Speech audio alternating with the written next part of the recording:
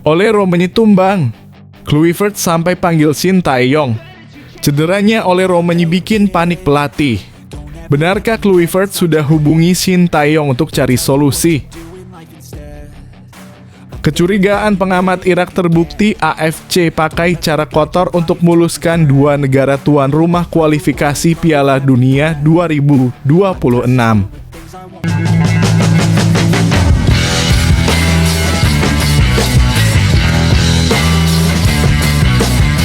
Sebelum kita lanjut ke berita terlengkapnya, alangkah mulianya bagi kalian untuk tekan tombol like, dan yang belum subscribe, tolong subscribe channel ini.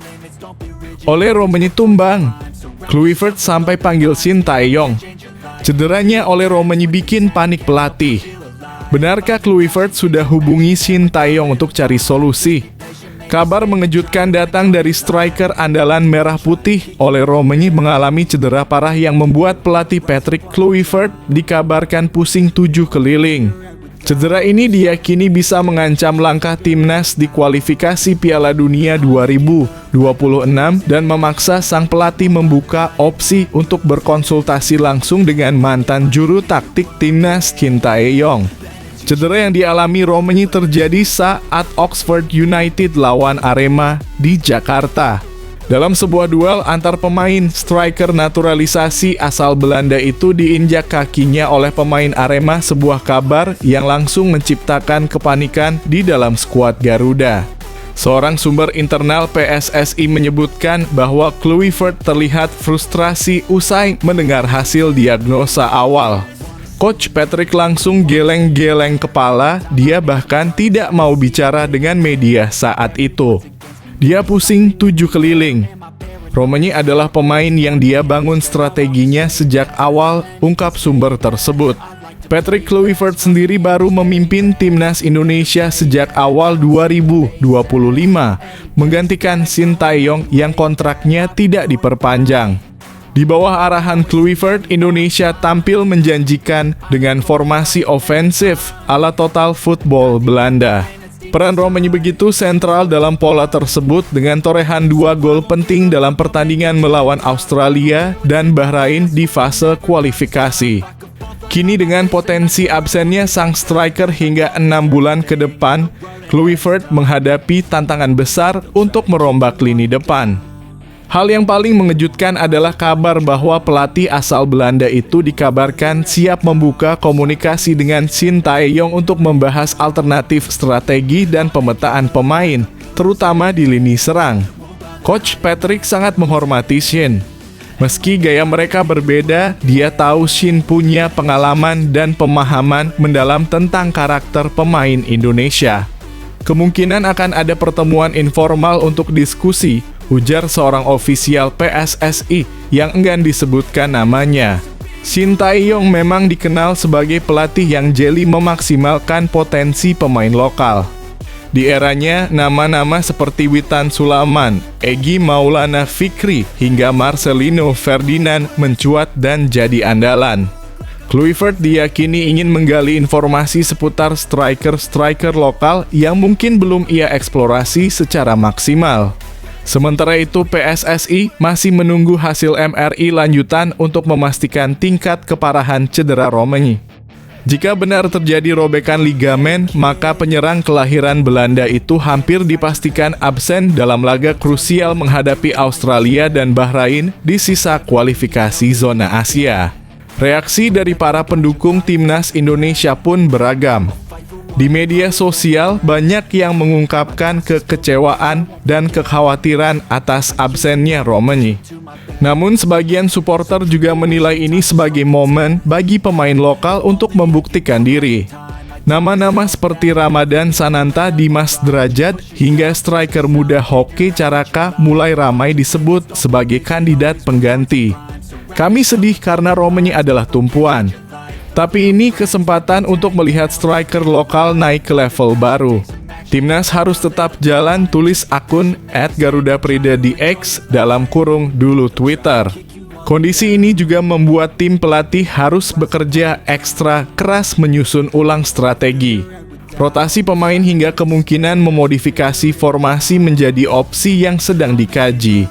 Dalam beberapa sesi latihan terakhir, terlihat Kluivert mencoba kombinasi berbeda di lini depan, termasuk mendorong peran Marcelino sebagai false nine.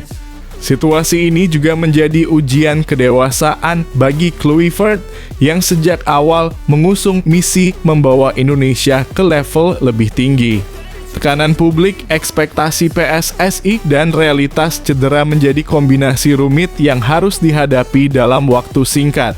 PSSI sendiri belum memberikan pernyataan resmi terkait kemungkinan konsultasi antara Kluivert dan Sintayong.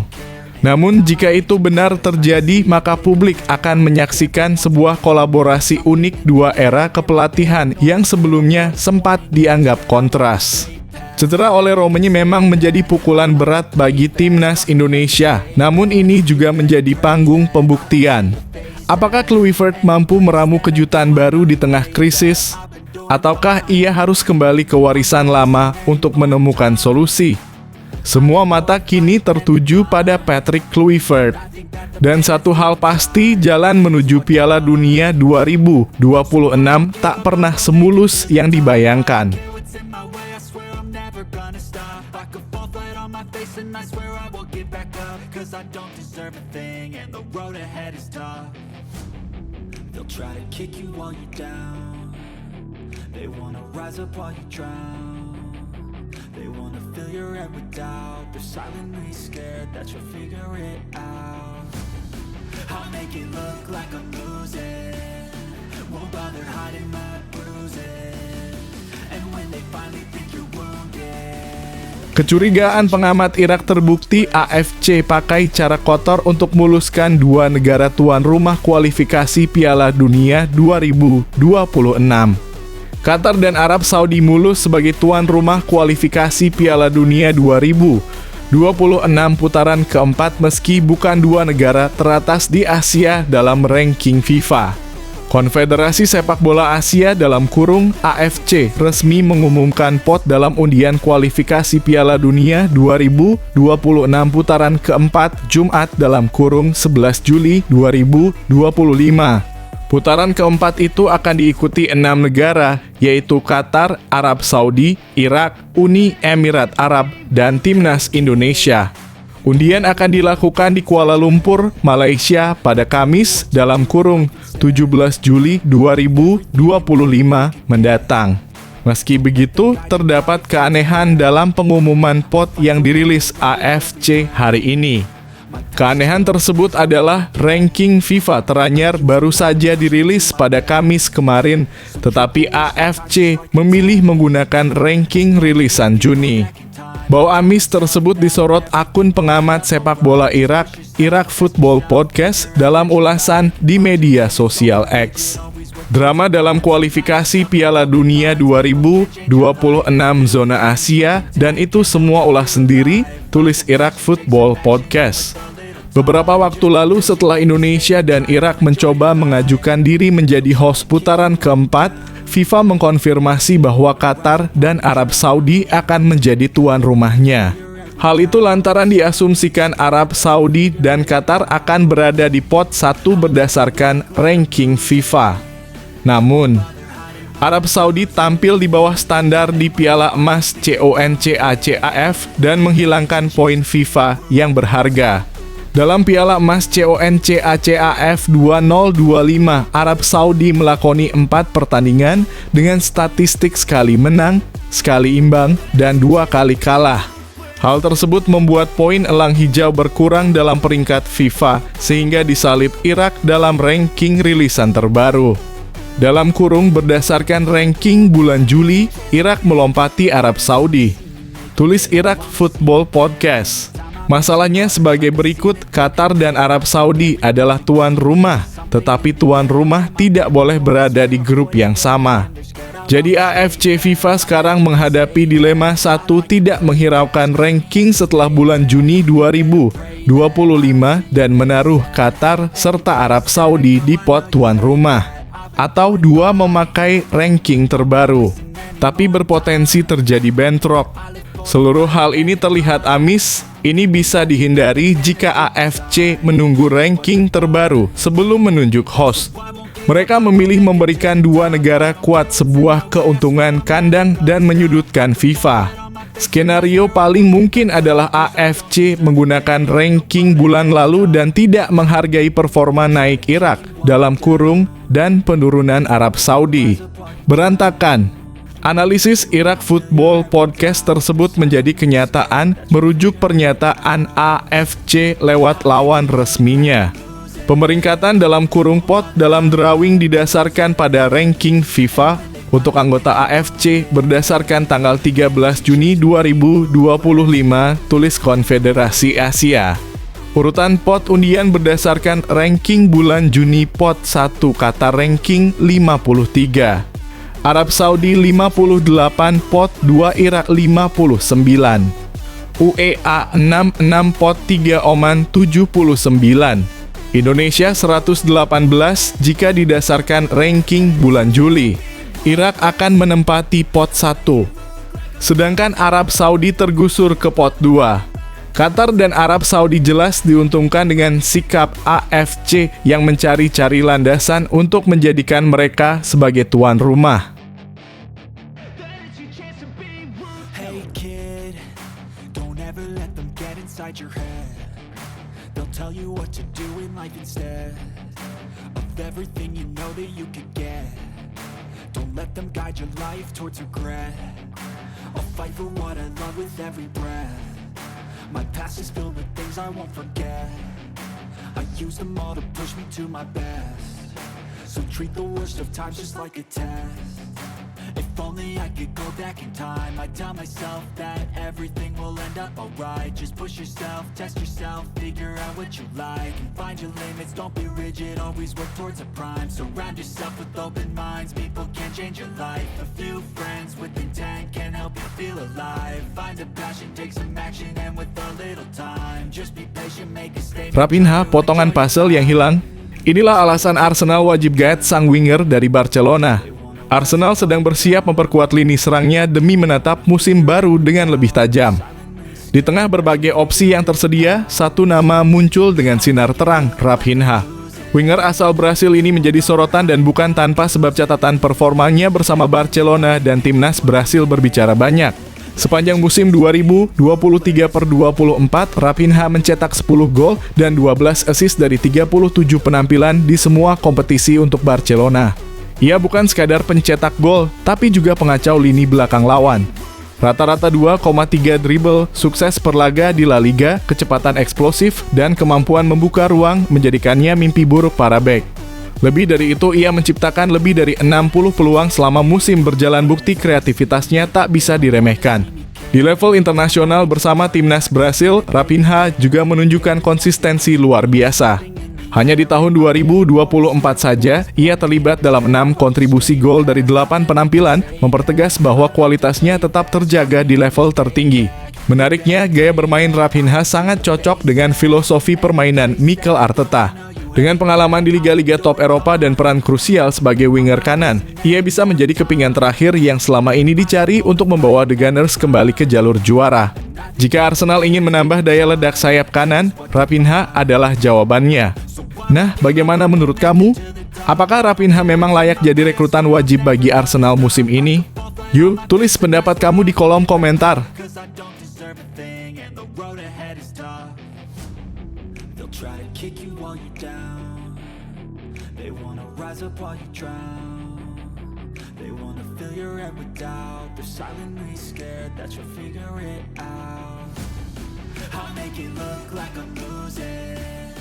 Won't bother hiding my bruises. And when they finally think you're wounded, then it's your chance to be ruthless. Then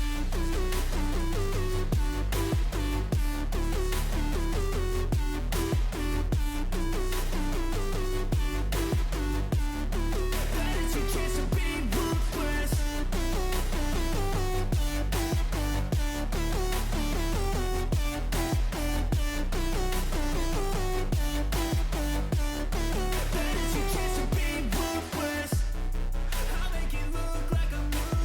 Ruben Dias, tembok pertahanan yang dibutuhkan Arsenal. Simak alasannya. Arsenal terus menunjukkan kemajuan luar biasa di bawah asuhan Mikel Arteta. Mereka kini bukan lagi sekadar tim kuda hitam, melainkan penantang serius gelar juara. Tapi ada satu area yang masih menyisakan tanda tanya besar, lini pertahanan. Dan disinilah nama Ruben Dias dari Manchester City mulai menggema sebagai solusi sempurna. Bek asal Portugal ini bukan sembarang pemain bertahan.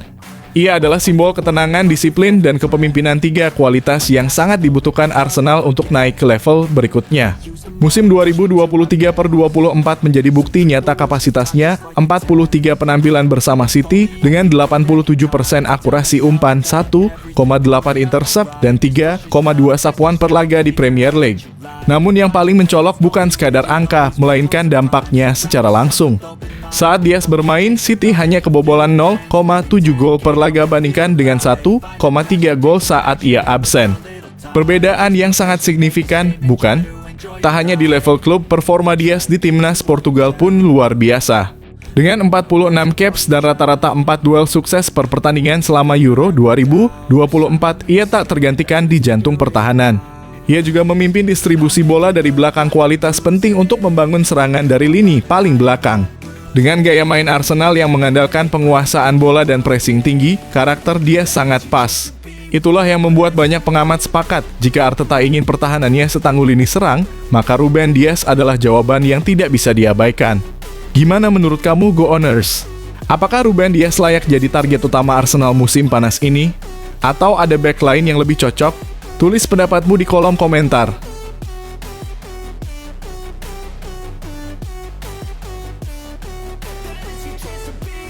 They don't wanna see me make it, they don't wanna see me care. Anytime I make some progress, I can see that they compare. I think everyone's against me, maybe something in the air. Am I paranoid? I swear a void is forming and they're scared I walk a straight path. Not many can say that. I like to play fast, cross me and there's payback. You better pray that I don't see your face at any place that I go. I know you hate that. I've been doing fine, I'm not wasting any more time. I live for the fight and the climb, and I think that the pain that's deep inside is what defines. So I won't give up, I'm gonna make it to the top. I don't care what's in my way, I swear I'm never gonna stop. I could fall flat on my face and I swear I will get back up, cause I don't deserve a thing and the road ahead is tough. They'll try to kick you while you're down, they wanna rise up while you drown. They wanna fill your head with doubt, they're silently scared that you'll figure it out. Arsenal boyong Noni Madueke dari Chelsea, nilai transfer tembus Rp1 triliun. Kabar ini dikonfirmasi oleh jurnalis spesialis transfer ternama Fabrizio Romano yang menyebut nilai transfernya menembus angka lebih dari 50 juta pound sterling dalam kurung sekitar 1,1 triliun rupiah termasuk add-on. Chelsea pun telah memberikan lampu hijau untuk kepindahan ini, tulis Fabrizio Romano melalui akun media sosial miliknya Jumat dalam kurung 11 Juli 2025. Madueke sebelumnya sudah menyetujui kontrak berdurasi 5 tahun bersama Arsenal, bahkan sebelum negosiasi antar klub rampung. Pemain berusia 23 tahun ini kini tinggal menuntaskan detail akhir sebelum resmi diperkenalkan sebagai penggawa baru The Gunners. Laporan dari BBC Sport juga menyebutkan bahwa Arsenal telah lebih dahulu mencapai kesepakatan pribadi dengan sang pemain membuka jalan menuju London Utara. Transfer ini diyakini akan memperkuat kedalaman skuad Mikel Arteta, khususnya di sektor sayap. Kepindahan ini menandai langkah ambisius Arsenal dalam memperkuat skuad demi bersaing di level tertinggi musim depan. Madueke pun siap memulai babak baru dalam kariernya bersama klub yang kini semakin serius memburu gelar juara.